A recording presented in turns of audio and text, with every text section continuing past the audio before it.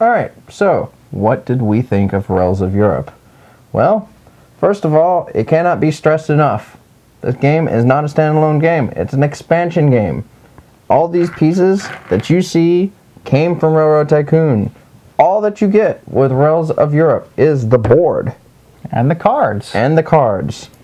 You need the trains. You need the track. You need the money. You need the train cards, the shares, the empty city markers. I mean, I'm sure you could probably come up with something to, I mean, you could probably print out colored pieces of paper or something, but really you're not going to want to do that. You're going to want the nice pieces that come from Railroad Tycoon. So a lot of what we're reviewing here is kind of a rehash of Railroad Tycoon. But fun factor, overall, what did we think of the game? I'm giving it an A+ easily. As fun as Railroad Tycoon was, Realms of Europe is a much more streamlined, aggressive game because you're dealing with this really compressed area of Europe. And it's really brutal, a lot more mountains and rivers, and you pretty much, it's going to be very rare that you're going to be able to build between two cities over straight plains. So everything's going to be more expensive, you're going to have to issue more shares, you're really going to have to think about your actions. And for me, the more grueling and stressful decision making is a lot more fun. You know, some people might not be up for that, but I definitely am. I gave it an A+ as well. It is very brutal, and I love it. Even when you're losing, it's just insanely fun. And you would know about that. I lose a lot, like more than the average person should lose a game. It's a lot of the times we'll just sit here and just not know what to do, and it's still having a blast because it's just so fun. I mean, it's just insanely fun. So yeah, fun times are to be had with this game. We're from the United States, so the fact that we ditched the USA map for the European map really tells you, you know, how much better this version is than the original game. So, I mean, it's a big improvement. They fixed a lot of the problems, but they also streamlined a lot of things, and you know, we didn't really. Here we go. Major lines are now always on the board. They're always available. Major lines are a really big part of Railroad Tycoon and Realms of Europe. Now from the beginning, they're available. Whereas in Railroad Tycoon, you had to bring up the card. It had to be randomly drawn, and then people would go after it. So there's constantly this issue of having to watch out for your neighbor because he's going to go in and get that 9-point card, and that can turn the tides of battle pretty quickly. Yeah. I'm watching out for my neighbor. You don't watch good enough during the game because you always lose. So. Yes, I do. So, simplicity of rules. There's pretty much no additional rules from Railroad Tycoon. They added a couple new types of cards, capital charters, as well as city charters. City charters will block players out of a city so that only you can build there. Now, if they're already there, then their routes remain, but any future routes they can't build in. So whoever takes that card, they're the only one that gets to build in and out of the city. Capital charters basically give you a point anytime someone builds in or out of the city. I hate these cards.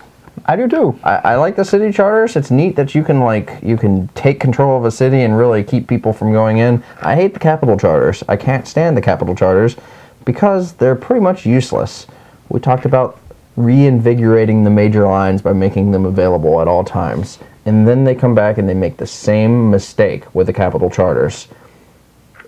It's a limit of 1 point per city. So if I have the capital charter for Paris and Russell builds out of Paris, that's 1 point. If he builds out of Paris again, it's still only 1 point. You don't get multiple points. So it's only really useful in a higher number of player game, and there's only going to be so many entrances and exits out. So really, the most you could ever get for one of those cards is 4 points, and that's assuming you get it in like the first round, because there's only 2 capital charters, one for Paris and one for what, Berlin maybe? Something like that, yeah. And if you don't get it early in the game, those are the first cities that people start building to. Those are like the hubs of the European world. So it really becomes useless if you don't get it in like the first card draw. So in our games, we're now eliminating those. We're just putting them out. Don't even want to deal with them anymore. So you know, that kind of takes down a little bit from what otherwise would be, you know, again, just a completely simple game. I'm giving it an A for simplicity of rules. I'm giving it an A as well. One of my main complaints is this issue that they pretty much did on their own with rivers and water. When you're going over rivers and Railroad Tycoon, if you go along the river, you don't pay any extra. And this one, if there's any water on your hex at all, then you have to pay an extra $1,000. And it's like right here is a tile that just right, the little smidgen right there is a little bit of water. So, you know, I would say you shouldn't have to pay an extra $1,000 for that, but, you know, according to the rules, you have to. According to the rules as written. Yeah, as written. But again, it's one of those things where, does that really count? Yeah, and there's actually been discussions on this, and Glenn Drover says that he only counts the rivers, and it's really an effort to make it simpler.